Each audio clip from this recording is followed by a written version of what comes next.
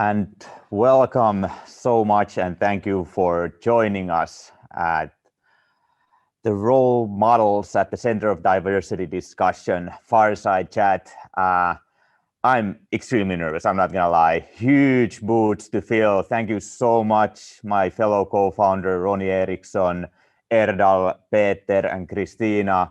Amazing discussions already. So honored to be here today with y'all. My name is Jonas. As Ronnie mentioned, I'm also a co-founder for Norders. Usually not that much in front of the camera, but had the opportunity today to have this fireside chat with these amazing people I'm going to introduce you next. And this is such an important topic for me that I wanted to take this opportunity and join the fireside chat with them. So without further ado, thank you so much joining us now. And I'll quickly go through what we're going to talk about and who am I with, and then we'll fireside chat away. Sorry for the iPad notes. I just want to get the next things right, the introductions for the discussion and for these amazing women who are with me today. So I'll quickly go through these. So we'll quickly start the discussion by framing what are the business and organization opportunities gained from diversity. We'll be quick with this. This is an ancient long discussion, but we'll just quickly do a blueprint or a foundation for the chat. And after that, we'll be diving into what changes need to happen in both of us at a personal and an organizational level that we gain those opportunities for everyone. And finally, we'll also be covering how to then turn those changes into actions, supporting and developing diversity at the personal and organizational level. So really cool things coming up. Really excited that you're all here. So who am I with today? With me are the twins, Naomi and Wanda. Naomi and Wanda are the founders of ATA Agency, which helps organizations to design and develop corporate social responsibility strategies and actions in the context of social sustainability. They grew up in Finland in the small city of Lahti playing tennis. Their father being from Ghana, the two were accustomed to racist comments from a young age, and feeling separated from the community was the way it was always for the two.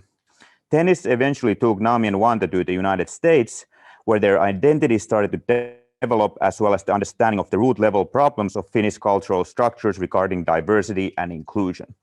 Long story short, ATA Agency was born, and now I'm honored to have these two frontrunners of the Finnish diversity discussion. Thank you, girls. And Yacine Samb, she's the one with her own video. Yacine is a growth marketing manager and diversity, equity, and inclusion leader at Google. She's also an entrepreneur, board member, and business advisor as a sought-out keynote speaker and a strong advocate for the opportunities and importance of diversity in the workplace.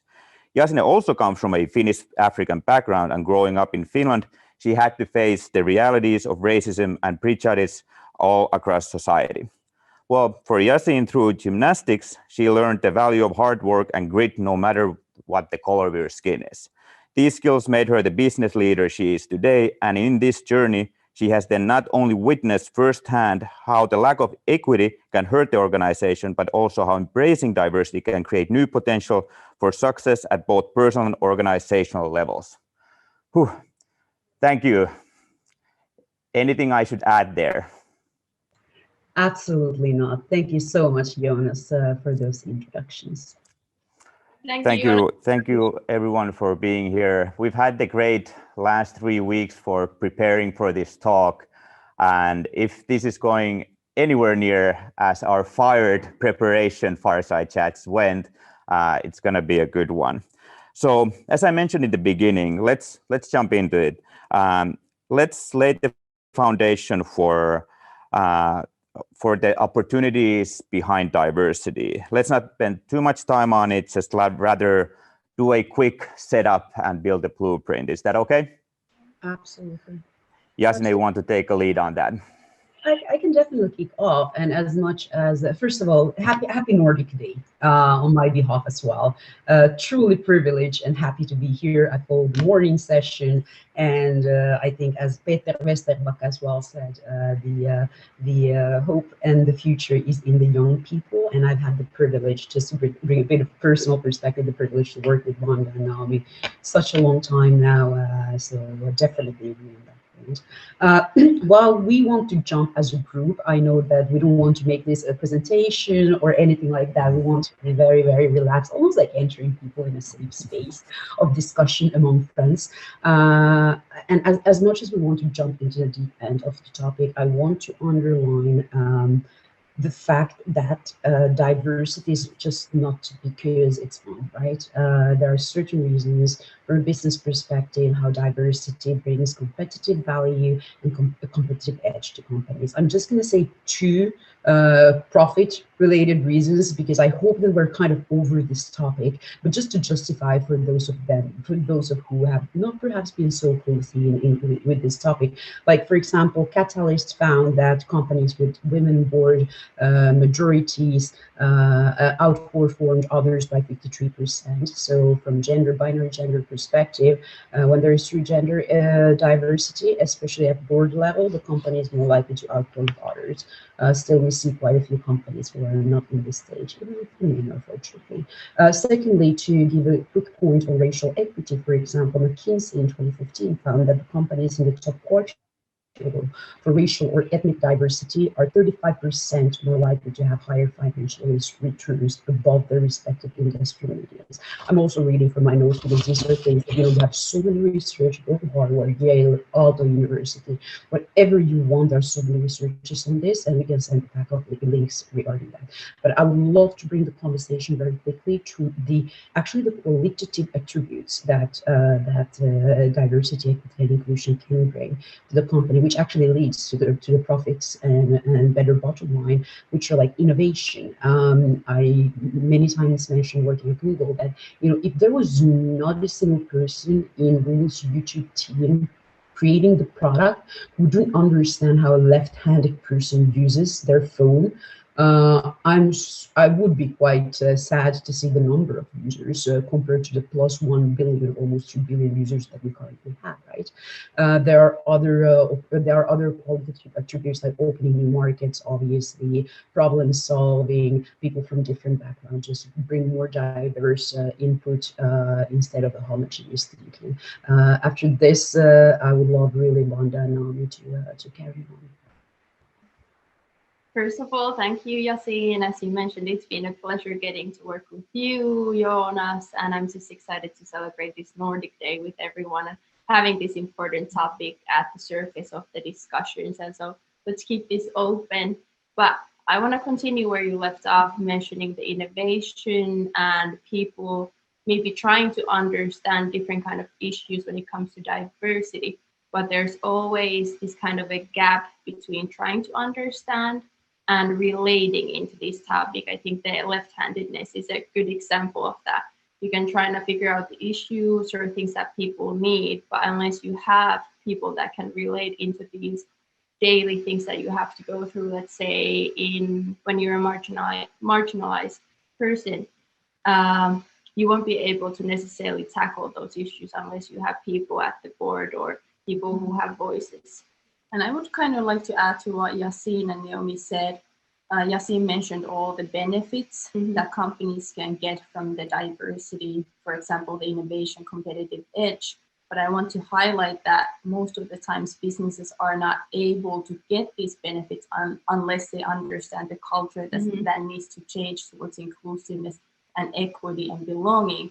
Here's your example about the left-handedness. Let's say we have a person who's left-handed in the workplace and they're designing a product, and all of a sudden this person notices that it's not designed well enough for left-handed people, and she or he is trying to bring it up to the rest of the team. But let's say the team doesn't listen to that person, then it's not going to bring any more innovation or competitive edge to that business. Yeah, that's super interesting. So it's not diversity alone that's going to make the difference, but how you actually embrace it and and not only, I feel like, not embrace it, but not kill it is a very important factor. We now sort of divided it quickly to financial and qualitative factors, but I'm sure those are not excluding by any means. So maybe that can be sort of the final point on that, that you get the qualitative factors embraced, get those opportunities going, and the financial business opportunities will follow, I'm sure. But yeah, that's really interesting, because I think a lot of times we've quickly viewed diversity as something as get it over with, right? So like just hire a bunch of left-handed people, that'll be done. But that's not it at all. You quickly mentioned the cultural changes. Can we talk more about that? So what needs to happen so we can start embracing diversity? Well, I think it goes towards a lot of creating safe spaces. But before that, I kind of want to highlight, because we're talking about transformation here, transforming our business structures, our systems, our practices. So that, of course, requires policy changes in the organization, but that alone doesn't change our business towards diversity and inclusiveness. But we also need that cultural change, and those both go in hand. And I like to always think about an example from India, for example, because in India, they broke down the class system in the law systems, but that alone didn't take away from the discrimination and prejudice, because it was still living in the culture, in people's minds, people's worldviews and values. And oftentimes I believe that in business, we oftentimes forget about the cultural change, because it's not as measurable as the policy changes. And we always like to make unmeasurable things measurable and unpredictable things predictable. And that makes it difficult. And oftentimes businesses like to do more about the check in the box thing. Let's take one workshop, let's take one training for our employees and call it good. But it's about long-term change when we're talking about the culture. Yeah, and I would like to add into that, and that's why we're talking about diversity and inclusion. You cannot really separate those two. Because as we talked about today already, diversity, you can have a left-handed person, you can hire a left-handed person, you can hire different kind of people from different backgrounds, but that doesn't necessarily increase the inclusiveness, or it doesn't really highlight on these benefits on inclusiveness. And I think also when you ask about the cultural change, I don't know if anyone here has listened to Brené Brown. We're big fans of her, so I feel like I always have to bring her up. But she really highlights on this vulnerability, which I think is really important when you look at the company's change towards more inclusiveness. Being more vulnerable in terms of highlighting or being willing to accept the mistakes that we've possibly done, or the things that we could do better, accepting that we might need help in terms of moving towards diversity and inclusiveness, and then being more open towards these changes that we might have to do in terms of moving towards the sustainable future. And can I really pass that to what Naomi was saying as well, when we were talking about the cultures? We have to understand that we have built our societies on these power structures that have lived on here for centuries and centuries. So in that process, we've already made certain things normalized in our society, for example, racism and so forth. So breaking those norms takes a lot of reflection and accepting your privileges. So it's a long process, and it goes down to the values that we hold within individual levels and in the organizational level. And putting aside your ego as well, being able to take feedback. Well, I already think it's going to be super difficult to just chime in, because these opinions are huge, and you really need to let them down. But I just wanted to also echo, Jonas, if you allow, quickly, as the lady said, many times, we don't take really, I would love to put DEI, diversity and inclusion, away from a box, which is kind of a bit those big terms like big data, AI, machine learning, those things that everyone thinks that they understand. Like I talk a lot about digital transformation. And now that I talk about diversity and inclusion, race, equity, human rights, still it's something that should be approached as a change. And I think that, you know, as anything else, like really to lead towards that moral and cultural change that Wanda and Naomi were really well on amplifying, I think it's really about making it a business case and understanding, like, if we're talking about an organizational context, do you have the problem awareness? Do you have the root cause analysis? Like, what are you trying to solve? Do you understand actually the conditions in terms of, do you understand what the problem is and where it comes from? And I think then secondly, there is this beautiful pillar before kind of like action, which Wanda and Naomi were saying very well, is like empathy. Do you have the correct level of concern? And do you actually, as a person, as an organization, care enough about the problem and the people it might harm to solve it? And then lastly, like if we go towards like how do we really implement these things, like I think that there's like, how do you correct these actions? Do you know how to correct the problem? And are you willing to do so? So do you have a strategy? Or do you have resourcing behind that? Do you have experts? Do you have leadership behind you? Do you have clear initiatives? Is this like taking like a business case? And then are you willing to sacrifice resources, right, to tackle this? And what I want to kind of like, and I'm quite sure that Wanda and Naomi agree, like DEI, we've been talking a lot about race equity probably in the past, or anti-racism work in the past year in our identities, or via our identities. But whatever problem you're tackling from a diversity perspective, whether it's diversity, whether you have a diverse organization, or whether you're able to retain the people that you have actually hired in the culture, there are universal themes here. And I would like into that, I think you mentioned it well, like, is the culture there suitable for, let's say, minority representatives? You can hire one more person, but it doesn't mean that they're gonna stay, because like the studies show, if the culture isn't open enough, a person will leave within a year going in there. So that's why like the culture is a big thing. And I like to think about, even though we're talking about companies, in a way, it's still a community. People, everyone there is a person, everyone there deserves to be heard, to be seen. Very well to just again this is going to be an interesting discussion, like us talking about each other. You know, you often talk, like I've now stopped actually talking a lot about even the inclusion, diversity, equity might be terms that are challenging, but I love how you've started to really amplify on the word of belonging, which is so much more personal to anyone in whatever context, whether it's a societal context, whether you're in a tram, whether you're at the workplace. Like, I love the term of belonging.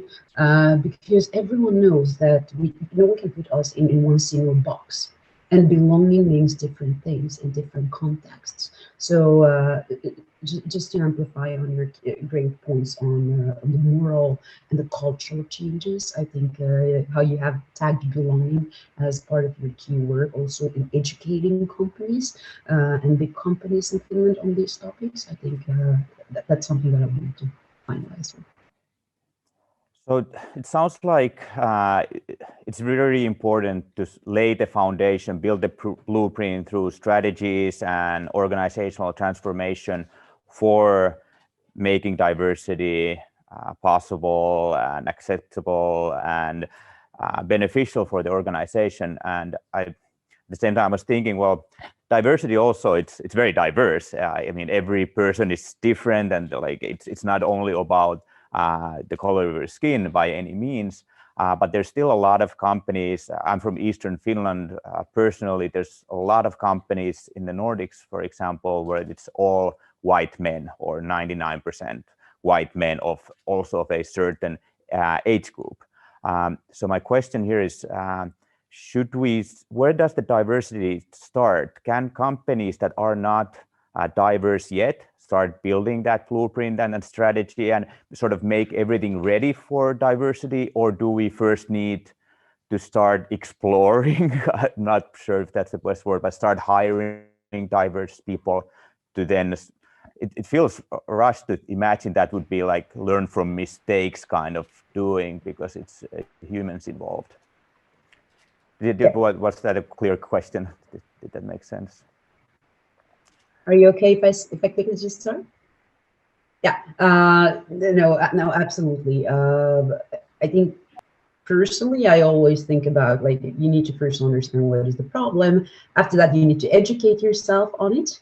Because without personal education or organizational education, your actions might be actually detrimental to your intentions, and only then you can start taking action.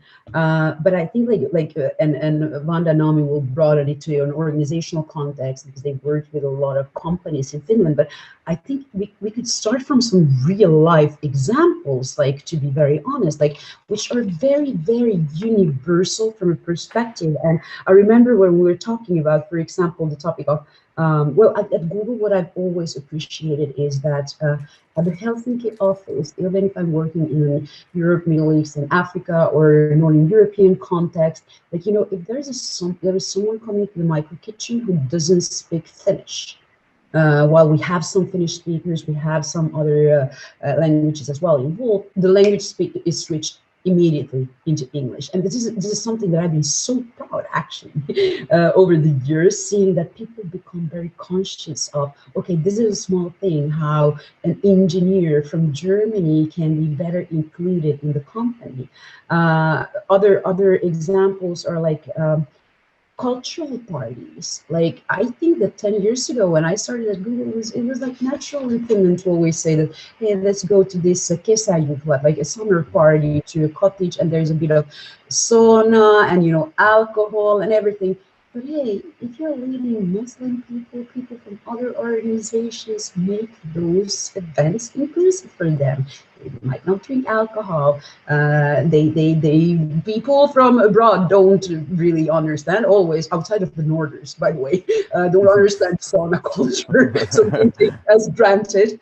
And then one additional one that I wanted to say, like, how have you made it possible for people with disabilities to work, to actually move and access your organization? Or do you have like unisex toilets?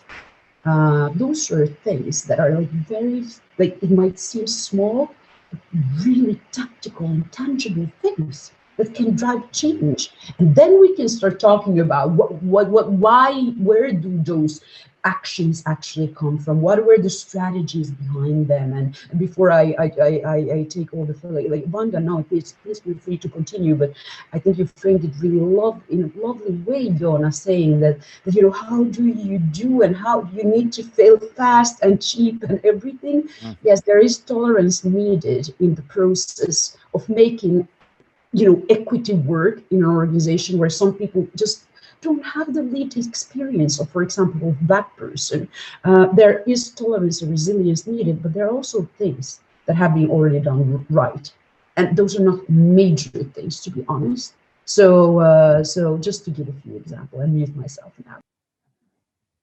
And I think, Yacine, you already gave good concrete examples of making or highlighting on the D&I on a daily basis. And I would also, what you were saying, start off from looking around as well. Start questioning. That's always, I think, good, questioning the surrounding, where you're at, looking at what kind of people there are. And Jonas, you said diversity itself, it's a huge umbrella. And oftentimes when you talk with companies, you're trying to highlight on it that, of course, you can drive towards equality and so forth, but for a company, it's hard to highlight on everything: ethnic background, religion, value system, educational system, and the list just goes on and on. So seeing what actually, like, why are these things important to you and what is important to you? Like maybe thinking about these simple questions and always asking why from yourself, from your colleagues. And there's a good example, maybe looking at even your services. How does your services actually benefit different groups of people? It's not good enough. Let's say there's a hair company and they just include models that come from different backgrounds, from different ethnic backgrounds.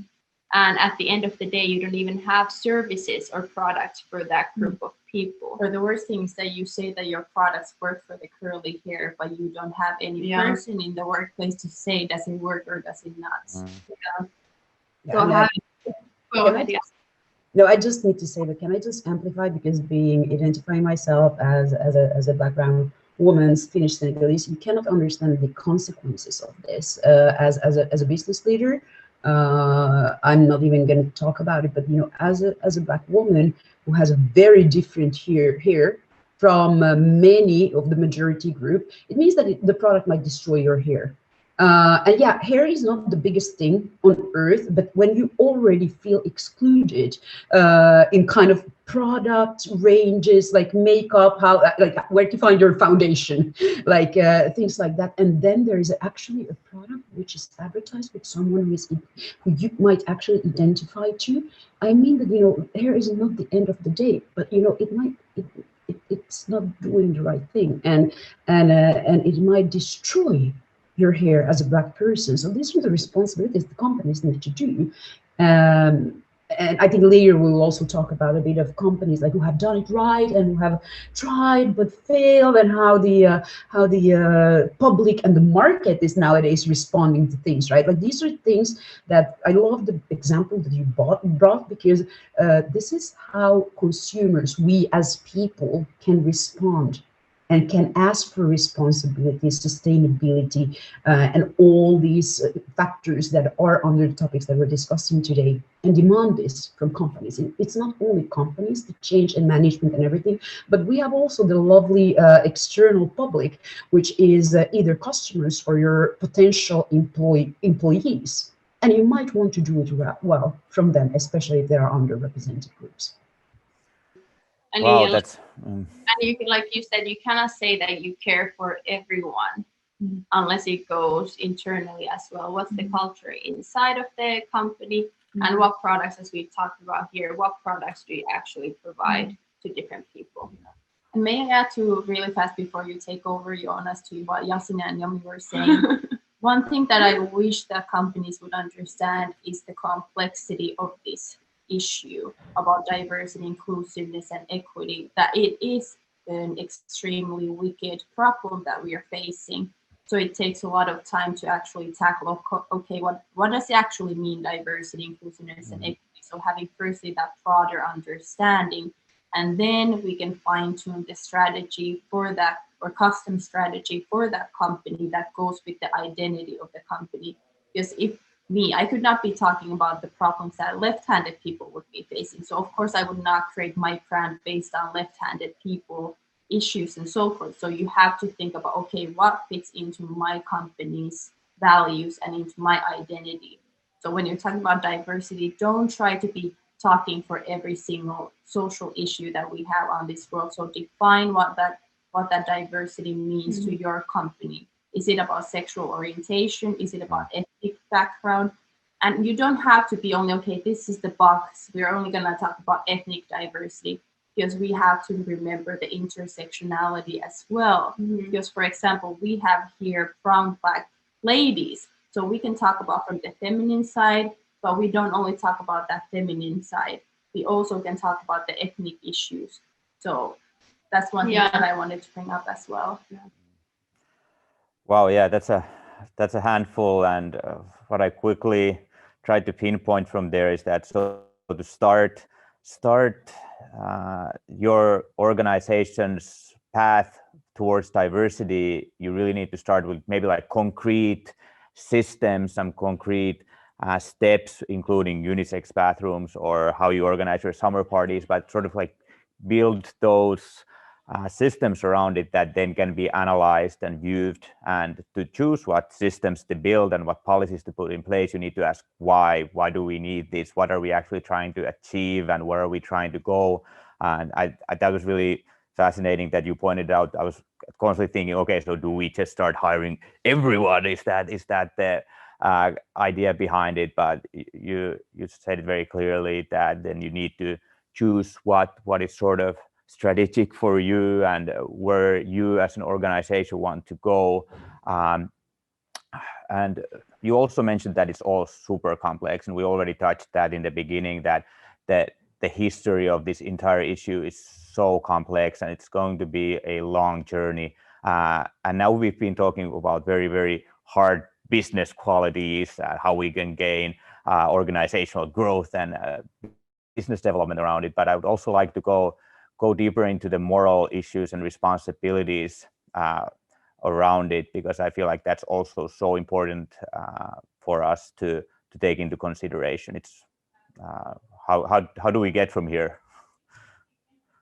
Well, I could point out maybe an example from the recruitment, because most of the times that the companies come to us, the first question is about, okay, so how do we recruit diverse talent? And that's the point where we have to talk about the organizational culture and also the systems and the policies that you highlighted before this. Because let's say in Finland, we have this anonymous recruitment process going on right now. And we say that we take out the names, we take out the picture of the person to take away from the stereotypes from those HR decision makers. But at the end of the day, the talent will go to that workplace for interviews.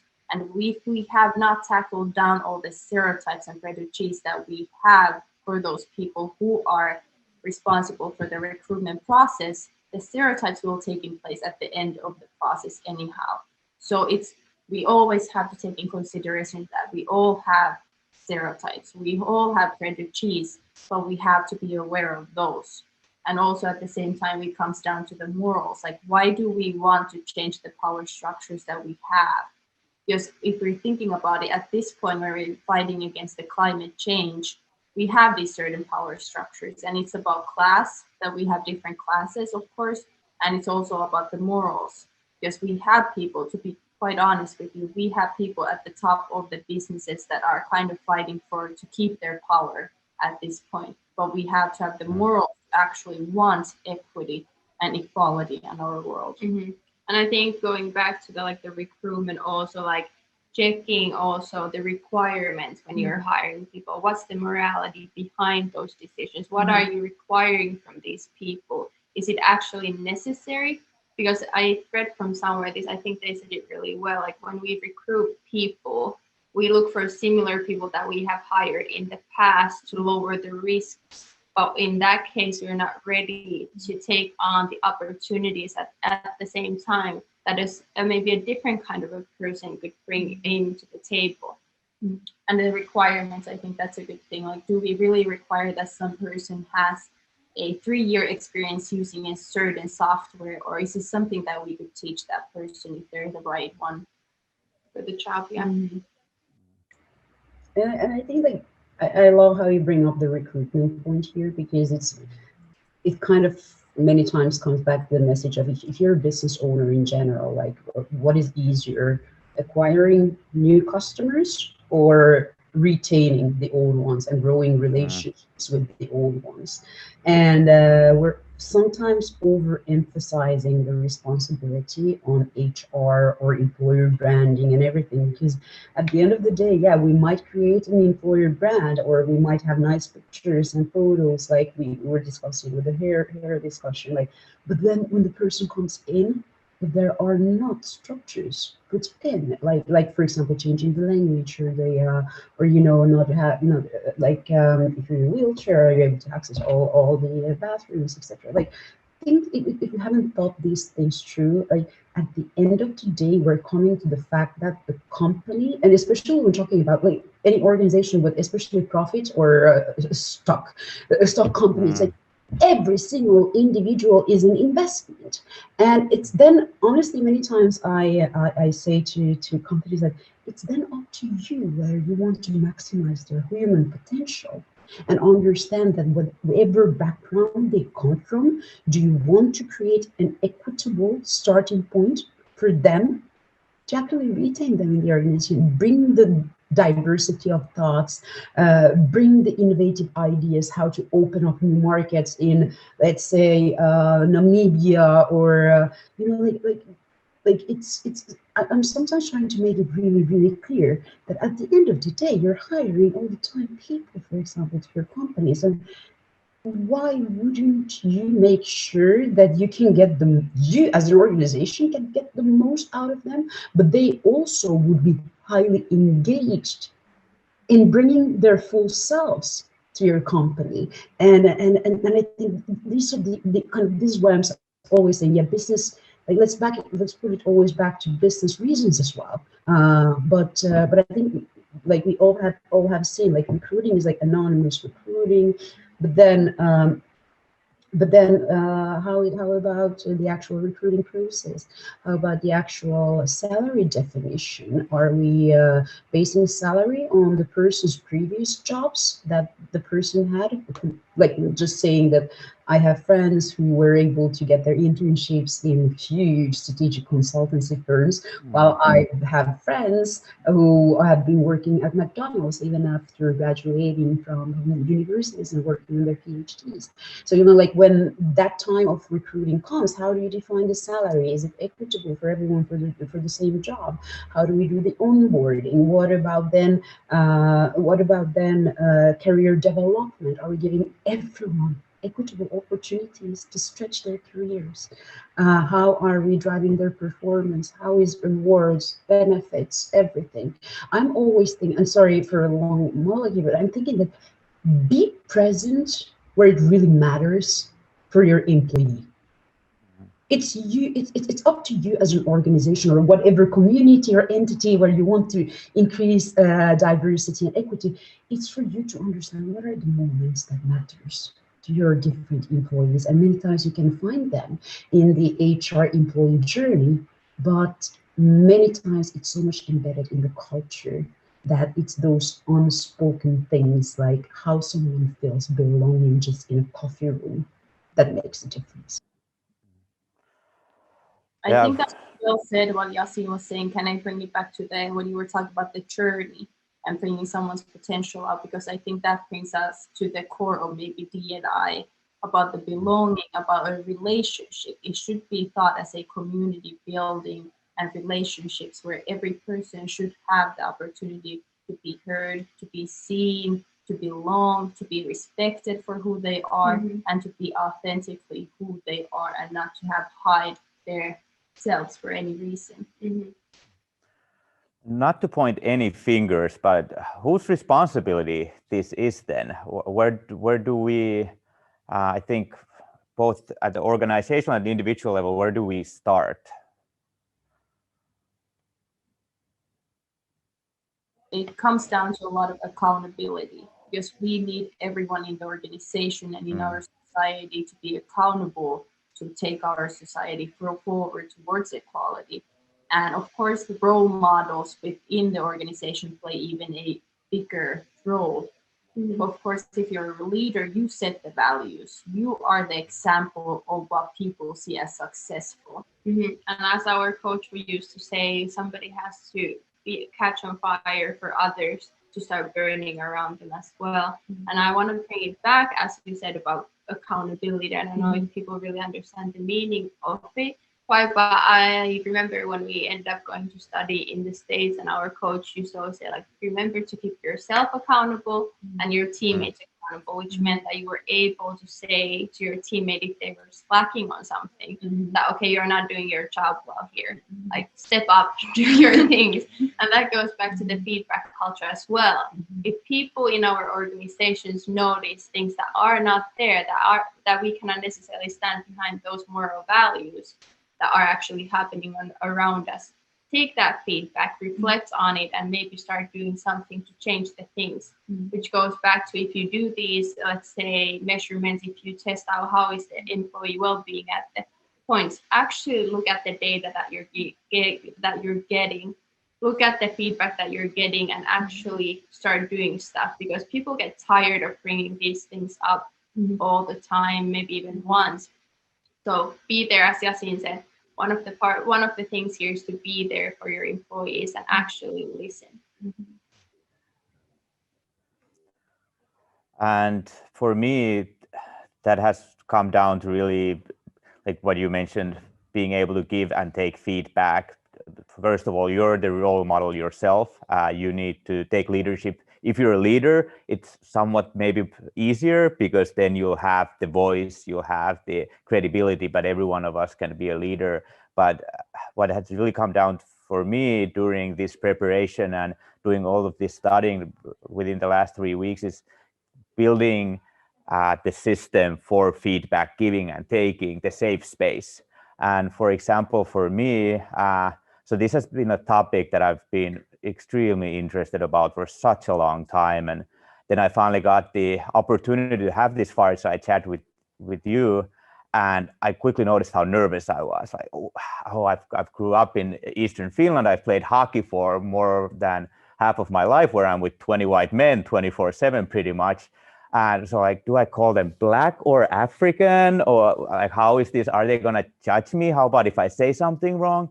And the first chat we had together was that you said, like, Jonas, this is a safe space, and we also expect that from you, that you're honest with us. And I want just to thank you, ladies, so much. That meant so much to me, and really set the direction only for, not for this chat, but for future me and how I want to be running my companies and my family and myself in the future. And I think that has been the biggest factor, and giving also that I'm taking from this chat, that creating safe space for yourself and for your teammates is what it comes down to. And it means a lot to, if people have the passion and desire to actually learn about things and doing stuff also to enhance the well-being of the world, the society, because I feel like at the moment people are maybe too afraid to, if they have the right words to talk about these things, or if they are gonna mess up. But the thing is, like, none of us are perfect. We're gonna mess up on the way, but the quicker we start on the journey, the faster we'll be somewhere. There's not gonna be an end goal. I'm not gonna promise that there's an end goal that you're gonna reach. But if you talked about the morals at the same time, Jonas, so I think everyone has to just look at themselves and kind of see, what do you stand behind? I was really afraid that this is going to happen, but we're out of time. Getting signals, I'm trying to force them a bit still that we just continue for another hour, but thank you, ladies, so much. We'll have to give up the space for our next amazing speakers. Thomas and Bo from Denmark are going to be talking about media disruption and other fascinating topic. Thank you, Naomi, Wanda, Yacine, so much. It has been such an honor working with you, meeting with you, and looking forward to our common future together. Thank you. Thank you. You so much. Bye. Bye. And everyone else, stay tuned.